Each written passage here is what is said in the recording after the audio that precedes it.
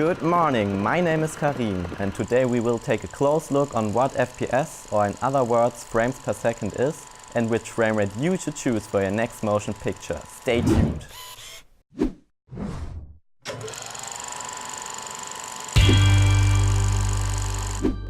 Frames per second or frame rate can be described the most easily as the frequency of images, so-called frames, in a motion picture.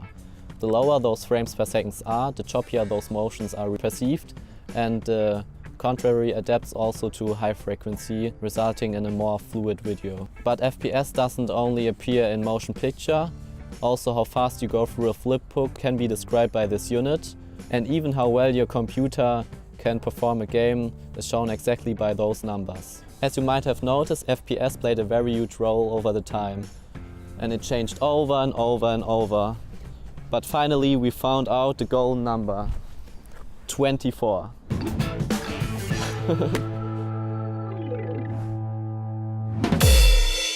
we get specific why to use exactly 24 FPS as your default frame rate, we should talk about what limits our FPS. And the first aspect would be the human eye. As we all know, motion picture is just an illusion. But those separate frames only result in a moving picture if they appear in 50 FPS. This phenomenon is called phi phenomenon. So biology sets our lower boundary. The second aspect would be technology. Most smartphones are only capable of 30 FPS, and the most DSLRs, which are common under most consumers, only achieve 60 FPS. So our maximum would be 60 FPS. To understand why to use explicit 24 FPS out of all different options, we have to go from the past to the beginning of silent films.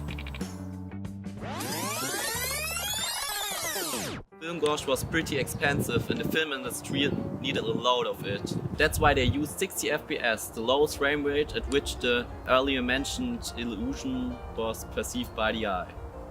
But with the introduction of sound, everything changed again. First they had to set the norm for the FPS, or else the audio track which was recorded next to the film gauge would be distorted if bred down or bred up. Second, to achieve a certain fidelity, to synchronize audio and video successfully, they had to increase the frame rate. 1929, 20 FPS was set internationally as the default frame rate. It was cheap, divisionable, and it just performs good.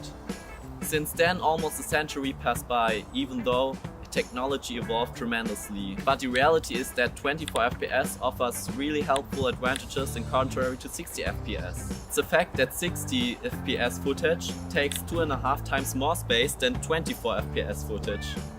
This doesn't only affect file size, but also render, upload, download and export time. And you even need better computer hardware to handle it the same as 24 FPS footage.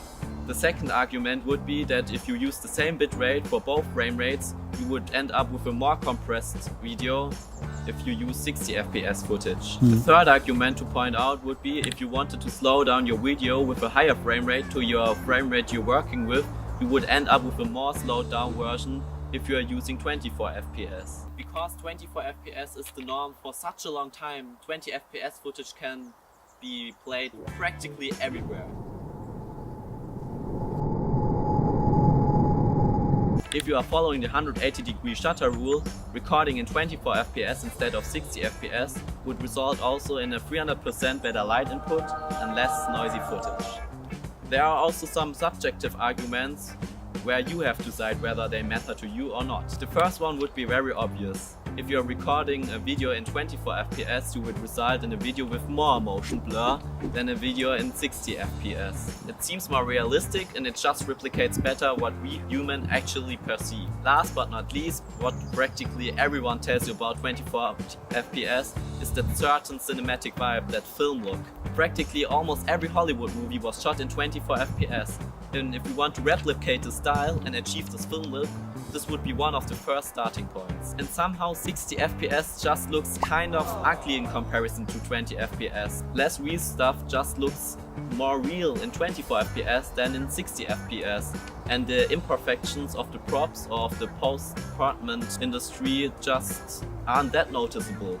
And of course there are a few exceptions when you shouldn't use 24 FPS. For example, in vintage looking films where 60 FPS like in the old days should be used. And if you're shooting an action sequence, try to shoot them in a slightly lower frame rate and you will end up with a more fast-paced and punchier footage. And obviously when you shoot something slow motion related like B-rolls or commercial or sports or anything else like science, you should use the highest frame rate possibly to eliminate all the motion blur and to slow it down as much as you like. To put it finally in a nutshell, just use 24 FPS as your default frame rate for editing or recording. And most likely everything will go alright and will work for you.